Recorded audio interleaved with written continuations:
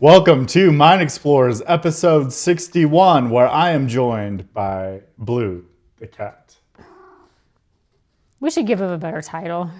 He's What's his not name? just a cat. He's just a cat. And he's kind of an asshole sometimes too. Ah, But today he's being sweet. Blue, are you a jerk? I don't think Sometimes. so. Sometimes he sits in the middle of the stairs and he swats at me whenever I go by. He thinks he owns the stairs. Well, he owns the house, so Right. fair enough. He is a classic cat. He's very cat. He is very cat, but he's my cat, which means he's the best cat. No, yes. That's how cats work, you I know. would say my cat's the best cat, but he's kind of also a turd. Well, he's a little special. My cat's old and very needy. He needs to be fed wet food because his teeth are bad, and he demands food and he demands snuggles at certain times. And he demands water from every faucet in the house, including the pond. The pond water makes him sick. And the pond water We have makes to him clean sick. it up, which is terrible. But prices are making a comeback. They are.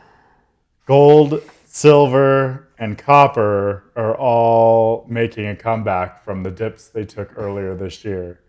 So gold is back around 4,300 an ounce, heading higher. Silver has definitely been very choppy and volatile over the last couple months, and it's back around $80 an ounce Yep. after a 130% rise in 2025. And then copper today was back at $6 a pound, which is great. It's a very solid copper price. That is solid copper price. But Robert Friedland had a warning that I don't think's gotten a lot of press, but it's definitely worth repeating, that copper prices could go much, much higher. So as you know, a lot of copper production is dependent on sulfuric acid Right. as part of the process. And I didn't know this, but apparently 50% of the world's seaborne sulfur, which is obviously the primary ingredient of sulfuric acid, flows through the Strait of Hormuz. Mm-hmm. So It's an interesting consequence that we're only seeing the very beginning of right now. So there's been a lot of talk about oil, of course. There's been talk about fertilizers and food supply, but sulfur is a very interesting angle. So 20% of global copper supply depends on leaching oxide ores with sulfuric acid. It's 20%, very significant. About a quarter of the globe's copper relies on sulfuric acid. And China, a major exporter, is set to ban sulfuric acid exports starting May 1st, 2026, which is just a few short weeks away. And so the combination of half of the world's sulfur stuck in the Middle East and China banning exports could see a real impact on global copper production. I did not realize they were going to ban it. Is that a recent They development? just announced it recently. Wow. Within the last week. So we are in for a... China is really looking at their exports and their strategy, and they're taking it seriously. And we knew it was coming for a long time, but now things are actually happening. That's going to we have need pay huge attention. implications on everything moving forward. I mean, that's a big deal. Yep. So acid prices are already $500 per ton.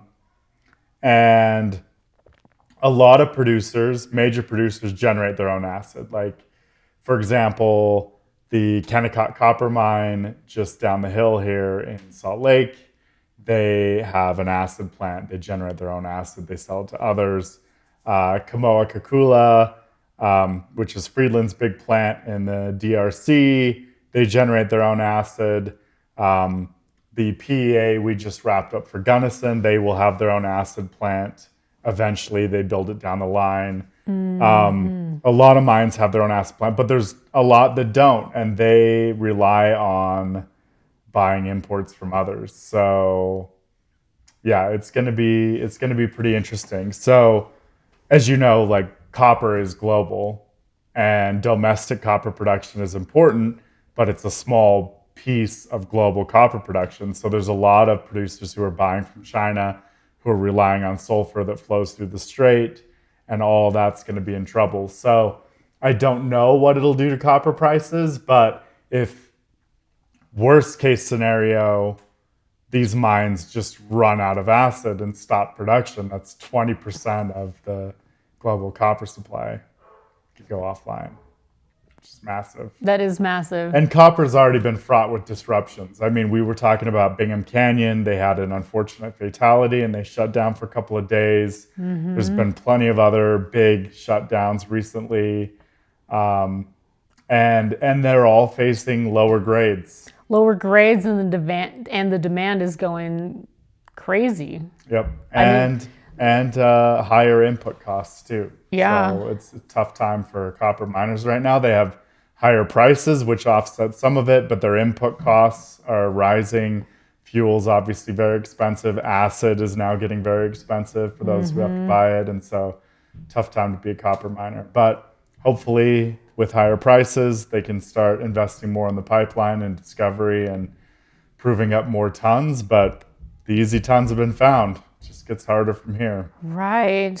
And opening up a copper mine isn't something that we can do overnight. That's a 20-year process. Billions of dollars in many, many years. Yeah. Yes. Resolution's a great example of that. Have you seen the infographic that shows copper discoveries over time? I don't think I have. And how they've gotten smaller and deeper? Oh. It's a really great infographic. I think it's one of the Visual Capitalist ones. Yeah, Visual Capitalist is great. And it shows all the discoveries over time, Olympic Dam and Resolution and all these big discoveries. And then they just get smaller and smaller and deeper over time. And then there's just no major discoveries in the last decade that are really huge. Right. I mean, compared to the previous ones, I mean, there were discoveries in the 70s and 80s that are bigger than the discoveries from the last decade. I mean, is there any viable copper alternative that anyone's been looking at? No, I mean, you can substitute, like, for wiring and stuff. There's like aluminum and different things that people have used. But copper over time, is still superior. Yeah, copper is very superior. And for things like EVs, electronics, things like that, there's no substitute. Right. And they require a lot of it too. Yep. That's wild. Copper can go way higher before people really start looking at substitutes. Yeah. Seriously. I mean, good substitutes are like silver, gold. Right. For a lot of electronics. Right. But even those corrode after time. Yeah, and they're no good for, like, you can't build a transmission line out of silver. No. So no. There's not good alternatives. Right. Yeah, copper is We would have to, change everything. Yep. That is wild. Yeah, so Robert Friedland kind of, I'm sure he wasn't the first person to realize it, but I saw his post on X about it, and it's getting a little bit of traction, and it was pretty alarming that I didn't realize so much sulfur went through the strait, and that China was imminently looking to ban it. Potentially, also, China holds a lot of cards, and they're using them. They hold a lot of cards. I read that there's an internal memo going around in China, like a draft law, that they're just going to ban tungsten exports entirely. Yeah, I saw a snippet of that as well. Yep. That would hurt. Just a rumor now. I mean, I think it's unsubstantiated. Like a lot of things, China, it's very opaque. But right. Yeah, I mean, price is already above $3,000 per MTU right now in some places for APT concentrates. So you could see that going a lot higher. Yep. China's in control more than we realize. Yeah, I mean, they've spent decades being the supplier of so many key things. Well, and we just freely gave it to them too. Like, we didn't think about any of the long-term consequences because we just had that not in my backyard mentality of we don't want to do I like work. To call it Walmart culture. We had this Walmart culture for a long time in America where everyone just wanted to go to Walmart and buy cheap stuff. Yep. Cheap appliances, cheap whatever. Didn't care where it came from, didn't care how it was made. Yep. And now we're getting in this position where everybody's got too much stuff already, and we're looking to have quality stuff again and have domestic stuff and have good, reliable supplies, and that requires rebuilding supply chains. Rebuilding supply chains and being willing to pay the price because Right. it's not going to be cheap. Domestic tungsten is not going to be as cheap as Chinese tungsten. Domestic copper is not going to be as cheap as Chinese copper. Yeah, Yep. all of it. Yep. Yeah, the world's changing. Yeah, it is. And there's a lot going on. I mean, it's wild. So I read today the S&P has recovered all of its Iran war losses. Everything's like back up again. Really? Like everything's completely recovered already, and it's like it's clearly not over, but everyone's just like, it's over, next thing. Like the way things move through, like the energy shock and the supply shock of all these things we're talking about haven't even kicked in yet, and the market's already moving past the whole thing. So what does that mean for the long term? Like, are we going to see like a ripple effect or something? Oh yeah, absolutely. Yeah, I mean the real energy issues and food issues with fertilizer and the sulfuric acid and all these different things that go through the strait, because there's buffers in the supply chain and there's warehouses and things take a long time to get around on ships and stuff. We haven't really felt the effects yet. And now the market's already pricing it as over, and the effects are just starting. No, that's to kick true, in. because I mean, it is springtime. It is planting season. This is when fertilizer being used. Well, and with global weather and how things have been and poor planting seasons in a lot of places, there's already some of that happening. But then you take expensive fertilizer and all these other things into account, and yeah, Oh boy. pretty wild. Well, I think it's time to get my own garden going. Yeah, if you can get the water for it. Water's going to be expensive here this year. Probably. Well, let's move on to exploration because Yeah, so I wrote my second article for North American Mining, open ground. Open Ground, which will be published, I believe, in the May episode. And Open Ground is the name of the column, North American Mining Magazine. You can find it online, or you can subscribe and get a physical magazine mailed to your house, which is awesome, or your office, or whatever. Yep. I did a piece called The States of Exploration, and you can read the whole thing there. We have charts and the tables and everything, but I compared exploration in the Western United States from 2020 to 2025, and I looked at the top 5 states for exploration where we've seen the most dramatic increase. And there's a 40% surge in exploration projects in 5 key Western states. Nevada, top of the list as always. Of course. Arizona, second as always. Utah, usually third. Alaska and Idaho have increased by over 40% over the last 5 years. That's all of them awesome. due to some macro factors, but also some individual state factors. So obviously the national security urgency, net imports of processed metals more than doubled from 77 billion in 2024 to 185 billion in 2025.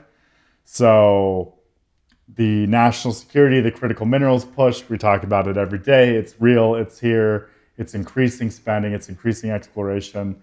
Nevada is really still the premier jurisdiction for mineral exploration in the Western United States, really the United States.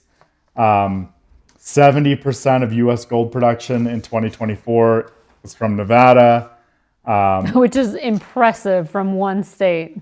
70%. Huge. And then Nevada is also been leading the charge in lithium. So many lithium projects in Nevada between 2020 and 2025. Yep. Thacker Pass, of course, everything in Clayton Valley, and then other projects in the state, which has seen some boom and bust, but they're moving forward.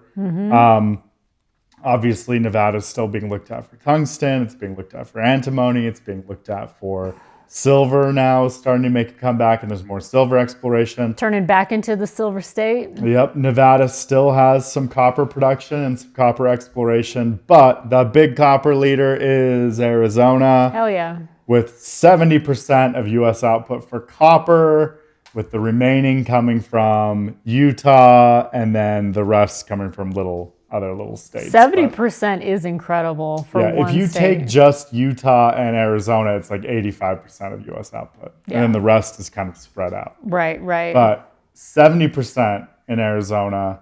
And not only is there a lot of production now, but the production pipeline is extremely robust with Resolution and all of the other projects that are going on. There's a dozen really strong projects in Arizona. Which is good. I mean, we just talked about the need for copper. Yep. Alaska ranked number 1 globally for potential, with exploration spend up 56% in 5 years. So significant exploration increase in Alaska. We're starting to see more of that. And then Utah is seeing a resurgence in vanadium, uranium exploration, tungsten exploration is really popping up in Utah, and antimony. A lot of antimony. Lots of antimony. Antimony Canyon. Yep. We've seen that on. So we're getting a lot of critical minerals interest in Utah. But not only that, there is gold exploration, copper exploration, silver exploration, and several other minerals. Fluorspar, there's a fluorspar mine going into production. In the Drum Mountain Range, there's quite a bit of exploration for beryllium. Yep. So Utah has seen a huge uptick, probably 20%. And of course, these are estimated because there's not like a national registry of exploration projects. Well, in exploration, they don't have to publish anything unless they're public. And the state mining associations don't always keep track of how many exploration projects and where they're going. And not all the companies exploring are public, so you can't even scrape that. So I had to use a variety of sources to estimate. But I estimate exploration spending between 2020 and 2025 is up 20% in Utah, 25% in Arizona, 30% in Nevada, 56% in Alaska, and Idaho spending has more than doubled. That's amazing. And that is largely driven by the massive Hercules copper discovery, where Hercules Silver was drilling for silver, and they discovered copper porphyry. And the rumors are now that in that district, there are now potentially up to 12 porphyry targets. Really? Controlled by a number of juniors and majors who are there now. But a lot of interest in that. So that has driven a lot of exploration in Idaho. Oh, yeah. Spending is doubled. Oh, I'm sure it's Interest through the roof. is doubled. And then, of course, Idaho is great for rare earths. We have Lemhi Pass. We have other parts of Idaho where rare earths. And then, of course, we have stibnite and Perpetua Resources and the other projects there. So Idaho, huge growth. I think my numbers for Alaska is pretty specific and pretty good. Critical minerals, Fast 41 projects. Obviously, Alaska has it all. It's a huge area. Nevada, I think that 30% is right. But I think Arizona and Utah, probably the true spending growth, I conservatively said 25% for Arizona and 20% for Utah. I think Utah could probably be up to 40% increase. There's a lot of rigs turning here right now. There are. And in Arizona, it could be as high as 50%. Wow. There's a lot going on.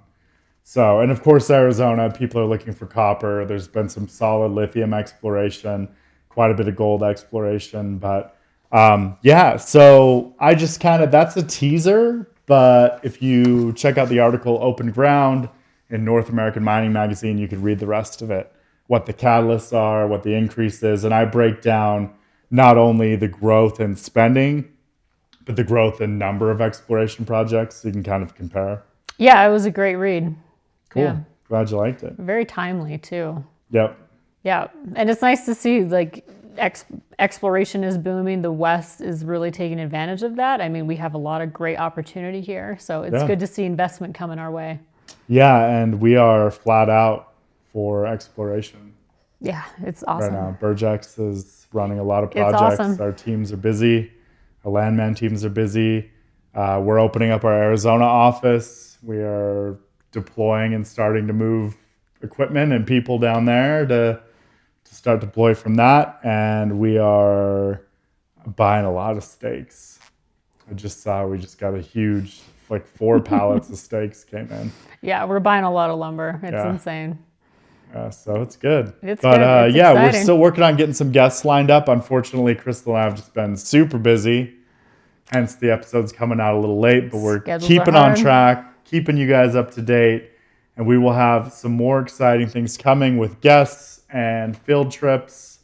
We have several really exciting drilling programs going on that are coming up that we'll be able to feature, and some new exploration and new exploration techniques.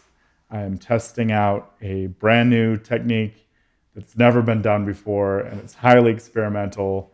But if it works, we can deploy it all over the West. It involves a drone. Of course it does. I'll tell you that. Yep. Awesome. Looking forward to it. Thanks for watching. Like, comment, share. See you next time.